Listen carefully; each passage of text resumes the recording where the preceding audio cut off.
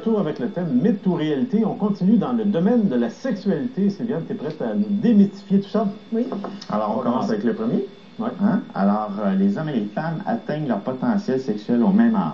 En fait, ça dépend de quel potentiel sexuel on parle.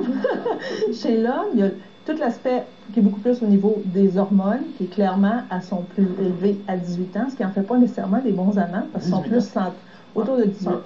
Ils sont beaucoup plus centrés sur le besoin d'éjaculer puis l'intensité à gérer, alors que plus vieux, ils vont développer d'autres habiletés qui vont en faire de meilleurs amants.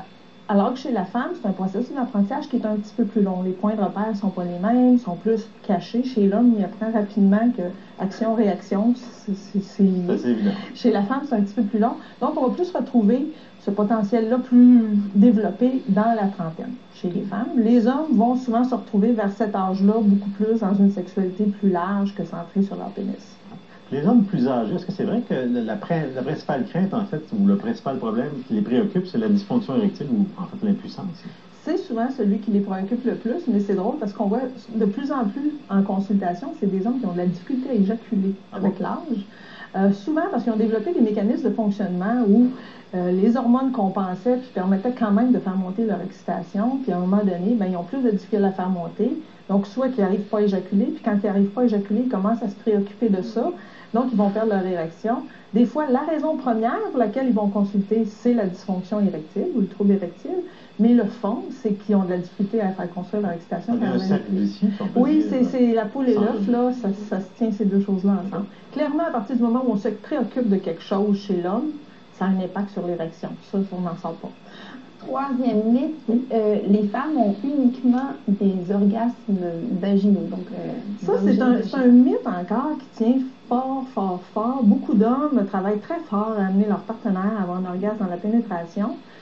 Certains sont extrêmement centrés là-dessus, oubliant qu'il y a plein d'autres moyens de stimuler une femme pour avoir un orgasme et que c'est pas la majorité des femmes qui arrivent à avoir un orgasme dans la pénétration. C'est pas la majorité? C'est pas la majorité. Ah bon? On est plus dans le 30 à 50% des femmes qui vont y arriver. Okay. Donc, c'est beaucoup qui n'y arrivent pas. C'est un apprentissage, puis les points de repère des sensations ne sont pas les mêmes. Donc, si on s'est habitué à vivre des sensations d'un certain type, puis qu'on cherche la même chose dans la pénétration, ça ne fonctionnera pas. Et c'est un apprentissage de son corps d'aller chercher aussi les sensations dans la pénétration.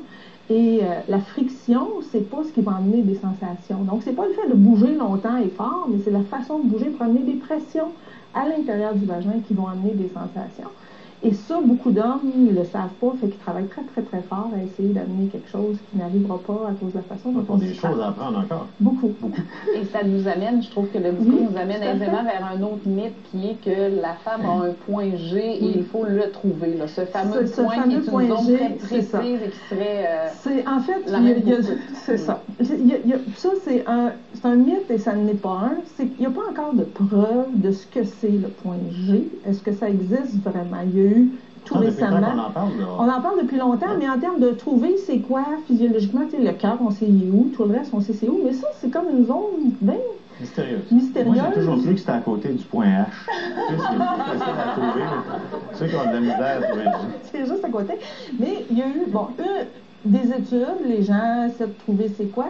Il y a eu, lors d'une autopsie récemment, là, en 2012, où on a comme découvert qu'il y avait des structures qui pouvaient peut-être être ça, mais c'est pas quelque chose qu'on retrouve régulièrement, comme on retrouve plein d'autres organes ou plein d'autres choses dans le corps humain. Fait qu'on sait qu'il y a une zone qui est souvent plus excitable, mais qui rentre dans la même zone, dans la même, ce dont je parlais tantôt, qui est souvent associée à des pressions particulières, puis ça va dans certaines positions, c'est plus facile d'aller chercher ces sensations-là.